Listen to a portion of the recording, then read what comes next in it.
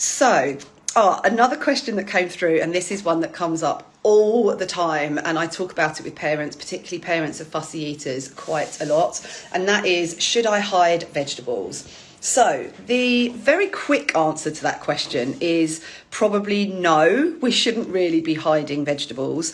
There's two very good reasons for the fact that we don't really want to hide vegetables.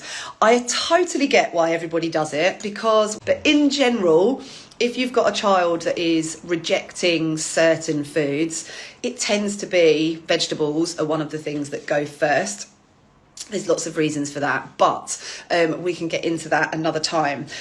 Should you hide them? Not really, because when you hide vegetables in food, what you're doing is you're kind of tainting the food that your child is eating. And if you have a child that's already distrusting of some foods, but they've got a number of safe foods, if you then start hiding food in there and your child finds out, what you're in danger of doing is losing those safe foods that your child is eating. So if they discover that, you know, their favourite, I don't know, pasta sauce, you're hiding onions and courgettes in it, and they find out, what you're in danger of doing is losing that safe food they're eating. But also what then happens is your child is like, okay, she was hiding or he was hiding things in there, where else is stuff hiding? So what you can end up doing is making the fussy eating worse.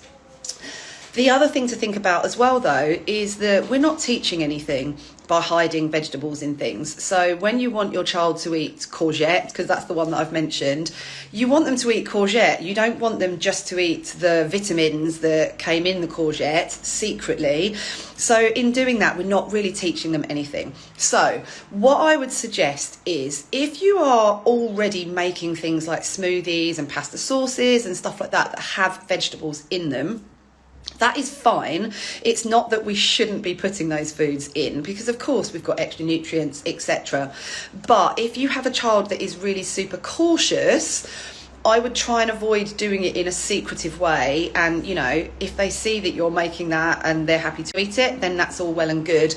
Don't start adding it to foods that it wouldn't sort of naturally normally be in, that you're not already doing. But also what we need to be doing is doing all the work to try and get your child to just want to eat that courgette and those onions and whatever it is that you're adding anyway, in their normal form. And it is absolutely possible. Like, so many of the kids that I work with start off with, you know, a handful of foods that they might eat. You know, when we go through their safe food list, we might have 4, 5, 6 foods on it, and by the time we're finished, we're starting to really see that that variety is broadening. And yes, it doesn't always start with vegetables. It might start with adding an extra cracker or adding an extra here, there and everywhere. But as soon as your child gets to the stage where they feel more confident and curious, that's when those foods are naturally going to come in.